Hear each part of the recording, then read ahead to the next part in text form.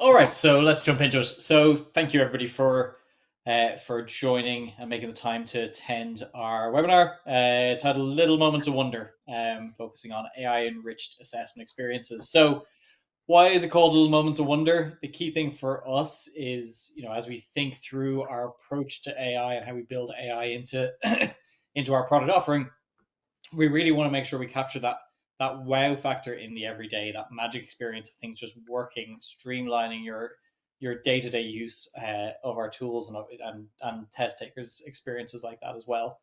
Um, so to start off, just a little bit of housekeeping. So on joining, everybody's automatically muted. Questions can be asked at any stage in the GoToWebinar questions pane. Gav and I will be answering them at the end during the Q&A segment at the end of the webinar. Any follow-up questions can be sent to team@learnosity.com. And this webinar is being recorded, so the recording will be emailed to all registrants after the webinar. Just start off and introduce ourselves as well, just for anybody who doesn't know us or hasn't met us so far. So first off, I'm joined by Gavin Cooney, who's our founder and CEO at Learnosity, and I'm Neil McGough. I'm Chief Product Officer here at Learnosity. So we're going to run through a few things, a few core topics on this webinar. So start off, Gav will bring us through the Learnosity mission and vision. We're going to recap on Authoraid and the kind of the roadmap approach there, and then we're going to go into some new sections of our AI roadmap that we haven't covered before, that we teased a few weeks ago on our last webinar, covering AI rubric scoring, multi-step math and AI, accessibility and inclusivity, authentic assessments, future innovations, and we'll jump into questions and answers then at that stage. So with that, I'll hand over to Gav to bring you through our Learnosity manifesto. Thanks, Neil. Look, we talk about this every time because it's important. Learnosity has a manifesto. We're a mission-driven organization, and I'm personally really proud to be in an industry where everyone seems to be mission-driven. I'm constantly speaking to our clients, my friends here, my partners, my colleagues. Everyone has a similar story that I do. They were a teacher somewhere. They were enraged by the bad technology or bad educational standards, and they wanted to do something more about it, and therefore became like a product owner in a publisher or something. And they have a journey like that. I have a story like that in the background. That's why we created this company. Ultimately, our mission is to advance educational learning worldwide using best-in-class technology. And AI is the biggest and best opportunity we've had to do this in more than a decade, and we're super excited about it. We have a vision, and today I'm really, really excited to show that to the world and show about some of the products that we're going to launch over the coming months. We kind of think that what we do here is important, and we think that we can help you build out some great products in the education space and help advance the whole space. So I showed you this slide last time where we have this kind of it's an internal kind of cliched slide where we use internally. We want to position ourselves as a leader in AI for assessment, just like we're already the leader in assessment itself. We as a company are uniquely positioned to do this. We have 40 million users. We're delivering billions of questions every single year. And we believe that we shouldn't have to reinvent the wheel to deliver AI in educational products, just like we believed before that you shouldn't have to reinvent the wheel to deliver assessment. So you shouldn't have to start from the ground up to build a multiple choice question, for example. The same principle applies here. Our goal is simple. The same way you've chosen us to be the engine behind your assessment creation and assessment delivery, we want us to be the engine behind your assessment delivered and enhanced by AI. So we have some ideas about what this is going to look like, and we're going to bring you through those now. So with that, we're going to bring you through some of the vision we have, some of the real products we've already built and we're about to launch, and then some sort of some more roadmap and more future development stuff as well. So we want to talk through the kind of primary focus now. We are super proud of what we already delivered with Authoraid. We got it to customers' hands as quickly as possible. and MVP will continue to evolve. Neil, do you want to talk a little bit about Authoraid? Most people have heard about it already. Sure. So as Gav noted, we did a full webinar focused on Authoraid and how to get the most out of it and what's coming there about 3 weeks ago. Would very much encourage anybody who hasn't seen that in the kind of attending this webinar to go and take a look. It's available on our website. We're very proud of it. Got to market early. It's a really focused MVP to iterate with our customers on. And to recap, it's our first product expression of our AI vision.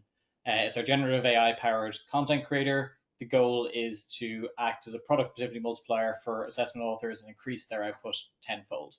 Allows you to use build content from topic, from STEM, et cetera, et cetera, aligned to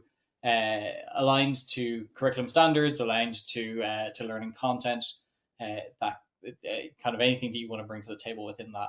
And we have a really, really clear roadmap of where we want to go with that, which we dove into more detail in our webinar in the past. So bringing Authoraid as an API to allow our customers who have their own internal CMSs or who do teacher or instructor focused content creation as well, allow them to bring that power into their platform. Bring your own source material, the ability to take your curriculum and your learning material, have us ingest it and seamlessly power curriculum aligned content generation using that. Batch creation of content from Blueprint, make it really easy to turn around and say, from this PDF, create me 10 questions on topic 1, 15 questions on topic 2. Some of them should be standard aligned to this standard, some of them should be standard aligned to that standard. And really, really supercharging, kind of going from that tenfold increase, which we talked about just there, to something that we believe can be astronomical within that. Along with that, touching on areas, we want to expand the question type coverage we have in that. Learnosity has a wide range of really effective, authentic question type experiences. We want to make moving up that question type ladder a lot easier. We're going to be leaning heavily into Authoraid for math. The early stages of using AI in Authoraid, really, really effective for ELA, for social sciences, for those kind of areas. Math takes a bit of speciality, and we really want to focus in on it. Ability to upskill existing content. Right now, we focus very much on new content creation. We want to make sure we can improve existing stuff as well. Speed up and automate tagging against your own tags and state standards tags, and make it really easy to create questions using AI in the natural ways you want to create them, right? So coming from a passage, create questions from that, create multiple part questions that are linked, all of those kind of things. So we have a really, really rich roadmap for Authoraid.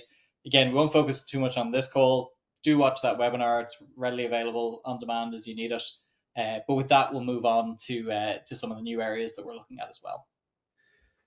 So we're jumping right in here into bringing the AI-powered functionality from what was kind of content generation now into the hands of teachers, graders, and assessors.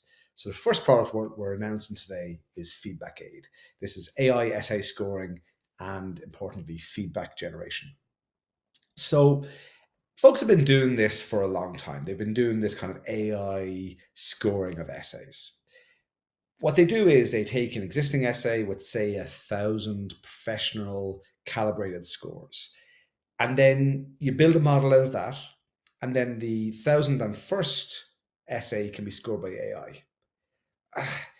That's a complex process. The barrier to entry is high, and it's kind of fine for massive summative exams, but it's not going to help teachers and make their lives easier.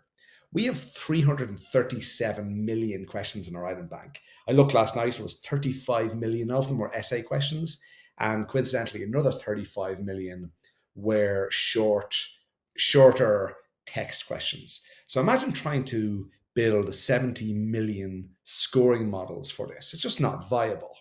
It's not really viable in the formative space. So at Learnosity, what we're bringing to market is a bit different. This is grading without pre-training the model, allowing authors generate rubrics. When they generate the question, they could generate a rubric, and the rubric is something that the AI can understand. And then the AI grades and generates feedback based on the large language model. It gives feedback, not just a score, which is really, really important. And that feedback brings more value as a learning opportunity to the student. This is aimed at formative use cases. It's an aid for a teacher to give feedback and trying to improve their lives and make it easier for them to give feedback. And later, I think later on we're going to see it used in summative use cases, especially as a kind of a second grade, a second pass at grading. But it's not what we're launching it for. We're launching it explicitly in the formative space without having to train models in advance. So we have a screenshot on the screen, but let's have a live demo, Neil. Sure. So let's pop into feedback aid. So first of all, let's just think about the process as it would, as a teacher would go through it. So I'm a teacher I've assigned an essay question out to my class, and I'm facing into realistically grading and doing feedback to somewhere between 20 and 30 students for that class alone, right? I might have multiple other classes here as well. So first off, we've got a great rubric scoring experience here, but even at that, we can see the pain points in it. I can go and I need to read my essay. I need to make sure I'm very very clear on the rubric within it. I'll click through. I'll give a score. In reality, the painful point for a lot of teachers is the feedback element is probably a place that they're not getting a huge opportunity to go and spend some time. You're probably getting a great work, John, maybe tidy up the grammar, right? But you're not getting something detailed. You're not getting something that really helps a student improve. So let's just accept and save that one, and let's look at that more from an AI-powered point of view now. So again, we're going to pop into an essay here, really, really well, quite a well-written essay. And feedback aid is going to iterate through the rows. In this case, it's going to provide its suggested area of where the rubric should be scored to, and it's going to generate feedback from that as well. I think I might just kick back into that one more time. Let's let it have a run there again. And it's going to, so reasonably well written essay. It's going to turn around. It thinks everything's great, and this one was great. We can show a poorer example in a second, but it gives me the ability. So it gives me the suggested areas within it. This is all centered around the teacher, or the grader within this. So the idea is it is suggested, but I can extremely easily modify this and turn around and say, oh, actually, I think they had a few grammar mistakes in there. I'd like to call that out. Most importantly, I've also got this full rich feedback generated that I can use as a starting point, and I can tailor and I can customize. Much easier for a teacher dealing with huge volume of these to be able to take something suggested and tailor it appropriately than it is to start from scratch and write something deep and meaningful for students at that level. So with that, Gab, I'll hand it back over to you. Do you want to jump on to the next one? So the next example here is where you're going to, on the next slide, where you can give live feedback. This is what sets us up for. So right now, a student writes an essay, submits it to the teacher, throws it over the wall, and maybe they get a grade with probably little or no feedback in 3 or 4 days, right? Maybe it's 2 or 3 days, but they've already kind of done it in their head and they don't really action that feedback at all. Now, here in this example, the student has the opportunity to get feedback immediately in a very non-confrontational way. They can ask the AI for feedback before they ever submit the essay to a teacher. You've exposed the rubric to the students so they can see exactly how they're being graded. And you have on the right-hand side here what I call a clapometer, where it shows exactly how the student is doing to them as they type. So they submit it in, the bars move over, and they'll only ever submit it when they're very confident it's a good answer and they got maybe everything over to the green. You can kind of add gamification in here. You can kind of, whenever everything turns green, you can have confetti on the screen or whatever that is. I think it's a massive opportunity here to give this kind of immediate formative feedback to students. And if this is of particular interest to you, please get in touch. We'd love to talk further on it. Now moving on to the next product we're launching, it's multiple step math and AI feedback. We do a huge number of our customers are doing math. Last year we delivered 1.86 billion math questions. That was in the year to February 20th when I happened to do the numbers on that. And our most requested feature in here is multi-step math and that related feedback. Some of this stuff wasn't really practical before, wasn't practical to author before, and now with recent AI developments, it is. So that's why we're launching it now. So first thing you see here is a multi-step math. You can see the user, the student, has typed out their answer and they're getting immediate feedback as they go through. Depending on how it's set up, you can decide to not give feedback until later if you want. And every line they get a tick beside it.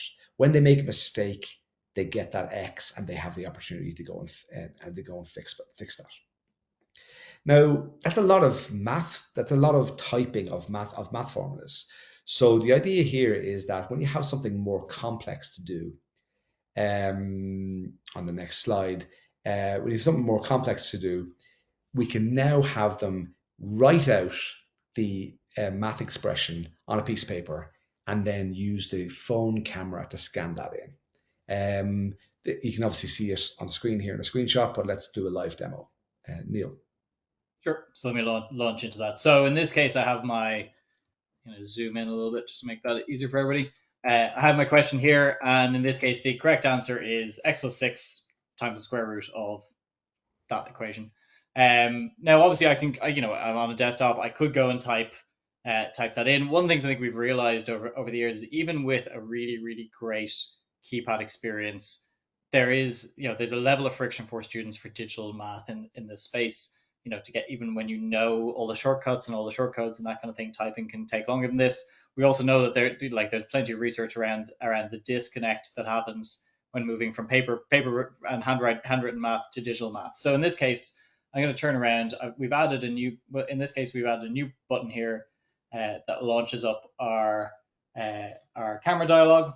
I can go and hold up my handwritten piece to this. I can capture it. And you can see here it's translated, digested, and put into the answer element here, ready to be auto scored in exactly the same way as if I'd gone and typed via the keyboard. So it provides just that huge flexibility for students to answer questions in the way that feels most natural to them. One thing that isn't as natural is the idea of holding this up to the camera and so on. We have these cameras on our phones all the time, right? So here's another example for kind of a more complex question type. So you've got a simultaneous equation right there, and instead of typing all that stuff in, you press the camera button on your computer, and it brings up this QR code. You take out your camera, you scan that QR code, and it then on your phone brings up a little web page with the logo of the publisher on there. You can then take a photo, and you can then take a photograph of the math that you've drawn out on your piece of paper. As soon as you do that, it then will digest every line, scan it all in, and put it right into the interface and give you the immediate feedback that you had before. Waiting for that slide to come up. And it scans in all those things. It saves the image with the question, and it then does kind of tracked changes as the student goes in and edits and gets feedback and changes each of the responses. It's a really great way of doing that kind of complex, multiple step math. And everyone has a phone with them generally at all times, especially during homework time. And they can do that as opposed to holding it up to the camera. So Neil, do you want to give a bit of a demo of that? Sure. So let me pull this up. I've got my phone here in this case, and I'm going to pop up my QR code and launch in here. In this case, again, I have my written element here, and I can launch in, take my photo of my math, which will then be pushed over pushed over to the desktop in this case for that student to be able to see it. So I'll hit OK now on my phone. So that's going to be messaged over at that stage, and at that point I'll be able to see it, be able to review it, make sure it's what I want it to be, and from there be able to mark it as okay. Here we go, and let's convert that as well. In this case, again, you can see fully pulled through, able to be auto scored and manipulated and edited as well. So it's that really natural in environment experience for students.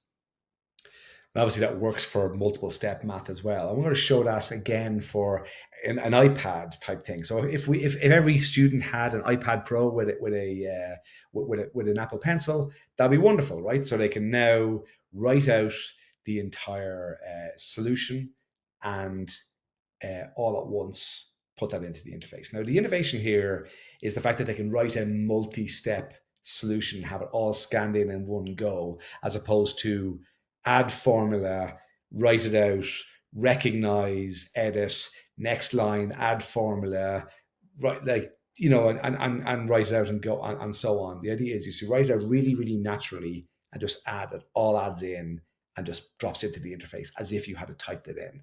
It's exactly the same. It's the same thing. Um, Next thing is what we have is the ability to generate hints and worked solutions. So this is a real example here where the author has just written out the question. That's all they wrote. Then they pressed the AI button. The AI button went off, created they worked out what the correct answer to the question was, and then put it in and put in the math scoring rules and so on, finished authoring the question with those math scoring rules. It also went and created a full worked solution that can be used as hints or just a work solution for the student.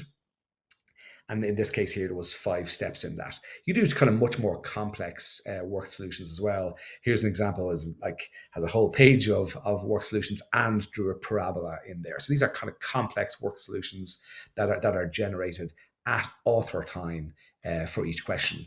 What I am excited about here is it changes every assessment item into a learning opportunity. And you then, as a math product owner, you have the opportunity, you have the decision of when and if to show that feedback or that hint to the student, whether you show it to them during their formative experience while they're doing the exercise, or maybe later on when they get their score and they're kind of analyzing why they got stuff wrong, you can make that decision. So in terms of giving feedback here, at the first level, you can obviously say it's right, wrong, or it's an interim step that's correct. You can also then say which part of the equation was wrong. So in the first image here, which part of the equation is wrong. So you can see here that I was supposed to multiply 2 by 3 and I got 5, and you're just pointing out that that's bolded that 5 and saying this part is incorrect. Next, you can show why that might be incorrect. So you're using AI to generate the reason for that to be incorrect. So it looks like I added rather than multiplying in that particular part. And then in the third level here, what we're doing in here is we're identifying steps that were maybe technically correct, but weren't any further towards the end solution. So in this case here, I added 99 and took away 99. That's perfectly valid mathematically, but doesn't actually get me any closer to the answer. So we're identifying that in here in terms of giving this automatic feedback to the students. So we're doing a lot in math, and we're really excited with that because obviously we're delivering an enormous amount of math already. And now we're going to move on and we're going to talk a bit more about some of the innovations and the R&D that we're doing. So since the advent of GPT and some of the AI stuff, there's been a lot of conversation about kind of essays dying and that kind of stuff. We don't necessarily believe that's going to happen overnight, but we do think that this technology gives us an opportunity to do something that essays couldn't do. Now, I personally don't believe that like an AI tutor is just a great solution in general. I'm concerned that it'll only appeal to already engaged students. And I'm not entirely convinced that it's any better than those students just kind of Googling the answer or looking up the book or reading the book. It's expensive as well, and I'm not really convinced. However, there are some great opportunities here to do some innovative stuff. So one thing we've built is a Socratic tutor question type that has a real interaction with the student and has a great opportunity to be kind of an alternative to a boring old essay. So let's give a live demo of this. I imagine the example I give here is if you say to a 15-year-old, how did you get on in school today? And they kind of give you a monosyllabic one-word answer. It's the same thing here. You're drawing the answers out of that student in a particular way. So let's go in and give a demo here. Neil? Sure. So we'll launch into this assassination of JFK example. Gav got to pick the topic on this one, and he's a little bit of a JFK nut. Normally has a poster in the background there. I am less up on the fine detail of JFK and his assassination, so I'll be playing the middle informed student role in this case. So what I have is a question type that's that chat conversational kind of experience, right? It's going to ask me questions and probe to start and understand the the limits of my knowledge, right? So well, let's turn around and I'll say JFK was assassinated in Dallas. I'm not going to kind of go into the extra bit of detail there. And our Socratic tutor in this place is going to turn around and say, Dallas is the city where the tragic event took place. You're right on that. It's going to poke and prod me to try and get a little bit more information out of me. So I'm going to say, near the book depository, because I don't necessarily quite know enough. And again, it's going to start to find around the edges. It's going to go to other topics in this place as well.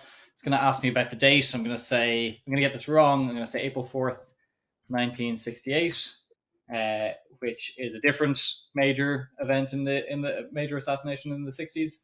And you can see there, oh, close. Actually, that's another significant date, but it's not for JFK's assassination. So it's gonna help me get that kind of understanding and experience.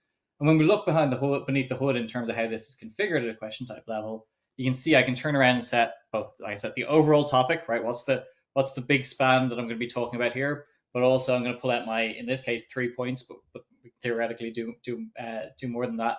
When was he assassinated? Who was the assassin and what happened to him?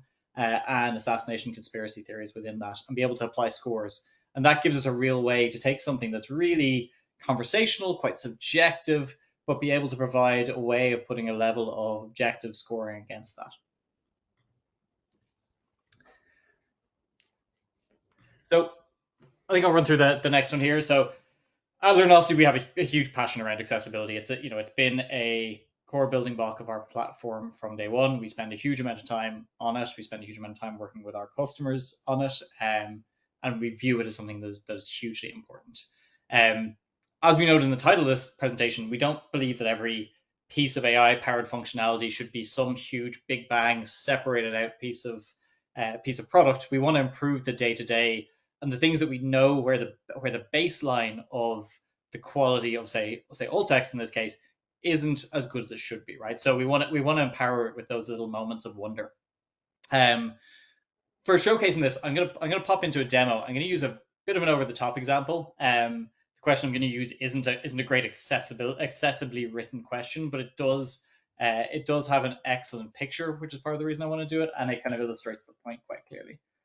So I'm going to jump in. I'm going to start my multiple choice. I'm going to start with an empty stem, and I'm going to drop in my picture. I'm going to use the URL.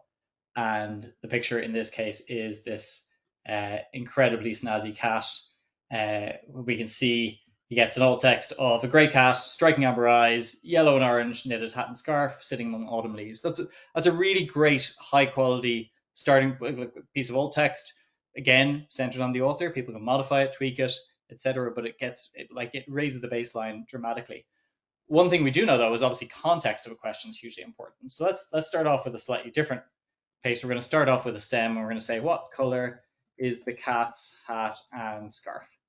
And generally, images tend to be one of the last things added to a lot of this content. I'm going to drop in my image again. In this case, you can view over this, and we see this time the alt text is a grey cat with striking orange eyes, wearing a knitted hat and scarf amidst fallen leaves, right? So the key thing there is, because we've provided a stimulus in this case, because we've written that, we've really subtly nudged the alt text that's been written to ensure that it's not able to be used as a cheating vector, either for students with need for accessibility, with accessibility needs, or other students who just happen to be sniffing around the page structure and seeing if they can find something that gives away the answer. So the next thing then is audio and video. We do an enormous amount of audio and video questions every year. But there's also, firstly, there's audio and video stimulus. And auto generation of transcriptions for accessibility and generating subtitles is just an obvious thing to add in here in the authoring experience. We're doing that next. In terms of audio questions, we do about 7 million audio questions a year. And I kind of think that kind of creates 7 million problems for a teacher to listen to them. They're really good, authentic assessments. Um, but let's just say you ask the kids to speak for a minute in Spanish or something, or to create a speech on some topic. That's all great, but then you have to listen to every one of them. So if you've 40 kids in your class, you ask them to do a 2 minute speech. That's like an hour and a half of your life later on to even listen before you give any feedback. That's really tough. So being able to do audio transcriptions and having subtitles during playback, or even just have the transcription there for to make it much quicker for a teacher to listen to and to give feedback on. That's one of the things. Similar problems for teachers doing video questions. Again, really great authentic assessment, but but cumbersome and difficult to watch all those videos and give feedback on. So analyzing those videos, transcribing them, maybe taking some key screenshots, some key frames to show to the teacher, and making that grading experience much easier. And then taking some of the tech we had from Feedback Aid earlier on, the same tech as essay questions, and now taking some of the transcriptions and so on of audio and video and grading them in an automatic way, like you'd grade an essay. That's it. That's a big deal. Look, generally here we're coming across a theme. More authentic assessment is a good thing. Audios, essays, videos, these are great authentic ways of doing assessment. But they're pedagogically gold, but they're a huge burden for teachers. And what I think here with this AI is what I call the Uber dynamic. What I mean by that is when I used to go on business trips to San Francisco, I'd fly into San Francisco airport, I'd rent a car, I'd drive to whatever meeting I had in Mountain View or whatever. And then I'd come out of my meeting and I'd have parked it and I'd go and get the car and I'd drive to the next thing. And then I'd drive to the next meeting, park in a hotel overnight and so on. Because like what am I going to do? I'm going to leave a meeting in Mountain View and like try and call some local cab company and wait 45 minutes for a cab. It's not really viable, right? Now if I go to San Francisco, I arrive at the airport, I get an Uber, I go to wherever it is. When I finish my meeting, I call an Uber. Within 2 minutes an Uber comes and I get into an Uber. The very existence of Uber means I take more taxis. Likewise, here, the very existence of better AI to help grade and help assist the teachers in that grading, that means that more authentic assessment will be assigned. And again, it's all about that. It's all about improving the lives of teachers and ultimately making students learn more. So audio and video are a big opportunity here. Now, moving on, we have some stuff around diversity, equity, and inclusion. Neil, you want to give a Sure. demo? We want to jump into diversity, equity, inclusion.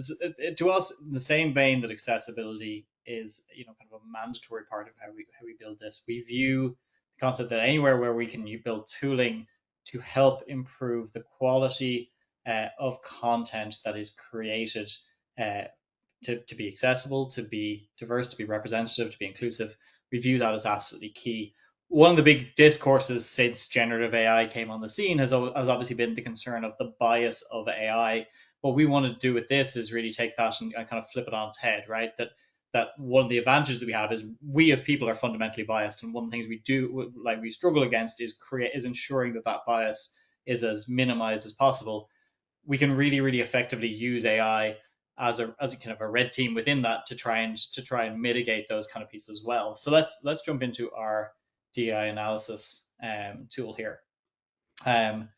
So I'm going to go and create a new question.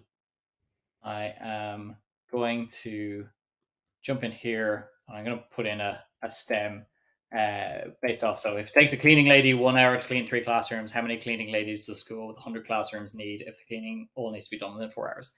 We can all spot the problems here, right? But we're going to pop in and use our DI checker tool here, and we're going to kick off and run that check. So what's this going to do? This is going to go and analyze using generative AI the content that the stimulus that I wrote there against a number of different specific areas, right? So against race and ethnicity, gender and sexual orientation, age, disability, accessibility, religion, spiritual beliefs, all across that boundary. Our first kind of step on this is how, is to tightly define structures. Where we want to go next with this is that our customers would have the ability to bring their own guidelines or modify the guidelines. We're using this behind the scenes to reflect their both their organization's approach to certain areas here, and their understandings of the markets in which they operate and the students in which they work with. So in this case, we can see my questionnaire got flagged up very quickly on gender and sexual orientation. The term cleaning lady unnecessarily genders a profession that can be performed by any gender. That's great. It tells me what I've done wrong. But also, one of the huge advantages, it turns around and suggests a fix to me here as well. So it can turn around, and if the question is a question that's redeemable, right? It's fundamentally relatively sound, but it's kind of a language issue.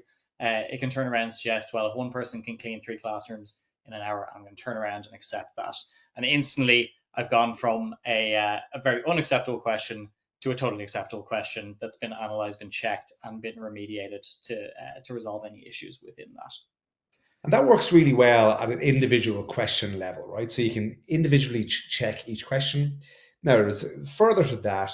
The idea here is, what about doing a full item bank check? You've got 100,000 questions, and you want to go through, and you want to do DEI checker for each one. And you want to identify problems in previously existing content. So this is the idea of having the item bank health check, this kind of a bulk action of running through the item bank. Second thing around that is representation. To create kind of anti-racist items, that's a whole thing, right? So give you a quick example. Gavin has 4 bananas and 3 oranges. How many fruit does he have? Perfectly good question, perfectly acceptable, absolutely great. We'll pass through the DEI checker.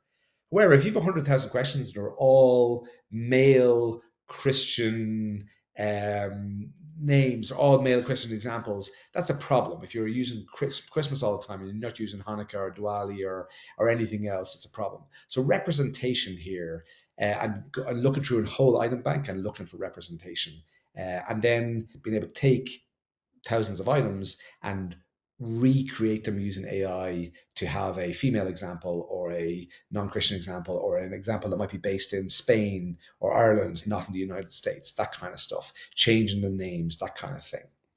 Also running through the item bank, creating those image alt tags we mentioned before, creating video descriptions, looking at doing all that accessibility stuff, generating the worked solutions for math questions, generating distractors for multiple choice and other types of questions, and also just running through and having the AI look at item quality. We had great success so far in identifying questions that kind of had ambiguous questioning and so on in there as well. So we're bringing out a product called Item Bank Health Check that will be able to go through the whole item bank and look at that, not just for item banks that would be stored in Learnosity, but elsewhere as well. And that kind of brings us through what we wanted to show you today. So there's a few things to talk about here. We have Authoraid. It's out there. It's really, really good. If you haven't tried it, please get in touch.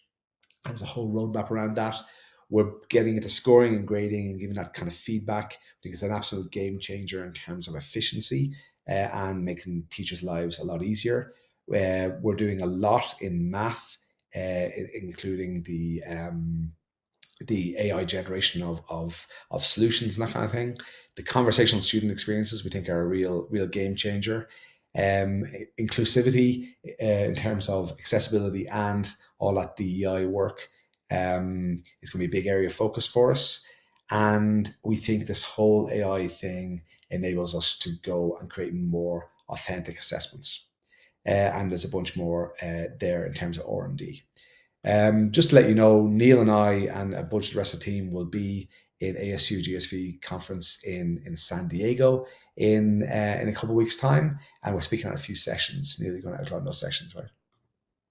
Yeah. So speaking of 2 sessions. So Gavin will be speaking at the future of testing and assessment in a Gen AI and SAT optional world, and how and where we see the K-12 industry and the impact on K-12 schools going with the drastic changes that the industry has seen over the last few years.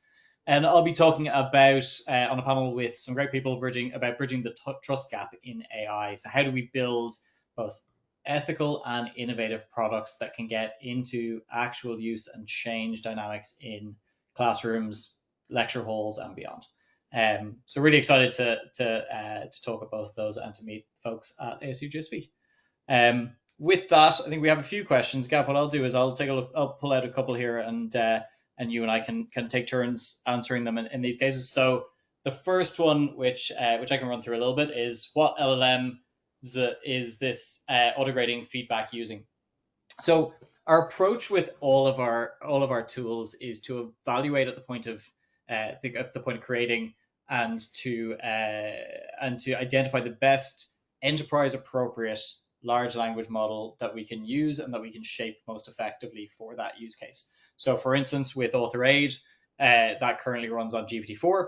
With feedback aid, we're currently actually going through a bunch of evaluation against GPT-4, against Claude 3 and the Opus model, against Gemini in those scenarios as well. Our core aim within that is to allow our customers to be essentially LLM agnostic, and essentially allow us to take on the burden of keeping up with the state of the art, ensuring we can appropriately tune and parameterize how we prompt and how we provide information to the LLM to do so. So we're still evaluating kind of a couple of different options within that, and where we want to go and what gives the most effective results long term with it. And we're Um, finding different models will work for different types of questions, right? So there's a kind of a cost benefit thing here between, say, using GPT 3.5 and GPT 4 and GPT 4 Turbo. And GPT 3.5 might be good enough for shorter answers, but then you might need to use longer ones in GPT 4 or Gemini. So the idea is we're working through those. It brings us to a related question, which is how we assess the accuracy of this AI grading.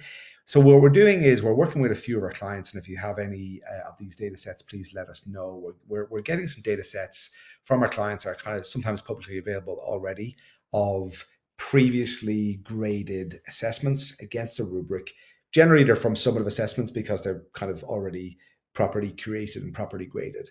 And we're running through those data sets and grading them again using various models and then evaluating that against what a human grader did. Um, so we're doing that for a few thousand questions that we can find.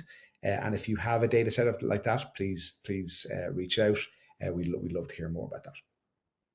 another thing, then, Gav, I'd ask. So somebody asked, are all these new functionalities already available, or when will they launch? So some of the functionality is available. Obviously, Authoraid is already available. The rest of the stuff we're kind of launching today for the back to school upcoming over the summer. Mainly the grading and some of the math functionality. Some of the stuff we've kind of outlined in this session will be a little bit later, but it's all on the immediate roadmap. We're working on this stuff right now. If there's any particular functionality you're looking for, please get in touch, and certain things will go up to the top of the list as more people are interested in it. Another question: does camera feature work for world languages? For example, Arabic or Russian, take a picture of response of an item. Yeah, it actually does. It wasn't an area of focus for us. The exact same technology will work for scanning of handwriting. If that's of interest to you, please get in touch. We'd love to talk to you about that. We've focused on math for some pretty good reason, but if there's handwriting stuff that would make sense in world languages, we'd love to hear about it and love to hear the use case, because it is just the same technology working in a slightly different way. Yeah, I think Uh, we'd love to hear more about that use case for sure. It sounds really interesting. and can we discuss some of the challenges of expanding into math? I mean, expanding into math is the wrong way of doing it. We're already doing 1.86 billion math questions a year. Expanding the functionality is pretty interesting. The challenges in the past have been, doing multiple step and doing feedback on multiple step in math is a big overhead in terms of authoring a question. Like, oh my God, what will the student type in and how will I possibly give feedback on that? AI makes that a lot easier. And that's why we're launching that kind of functionality now. There's obviously been, we have a really great way of entering and typing in math formulas. However, we know that people are naturally want to write this stuff out as well, and that's why we're doing it. So we're trying to tackle some of those things. We have extraordinary expertise in the company, having delivered billions of math questions already. So we're now kind of moving to the next level of that math functionality. Anyone add there, Neil? No, and I think part of it as well is the yeah, as you mentioned, Gav, the state of the art catching up, right? If you go back to the very first iteration of GPT-3 being released and you tried to do math work, powering that, the experience was just extremely poor, right? And I think two things have happened over that period of time. One, the tools and the LLMs have gotten better at dealing with math concepts in general. Two, they've started to provide kind of standardized structures to be able to extend, right, or to be able to use code libraries in conjunction with them and those kind of things as well. And then three, the general knowledge across the industry of how to work with those and how to get the best answers out and potentially when to use one tool versus another has caught up with that as well. So there's the state of the art, there's the experience, and then there's the extension elements too have really made a huge impact in what we can do in that space. So with that, thank you very much for your time today. Really appreciate it. If you have any questions, reach out to us directly or email team@learnosity.com. Really love to hear your feedback, good and bad, on all the upcoming functionality and what you're particularly interested in. As I said, there's some stuff in here that we're doing, but in what order we do it in will be determined by the feedback we get here. So really love to hear feedback in detail. So please do reach out. Thanks a lot. Right. Thank you very much, everybody. Have a good day.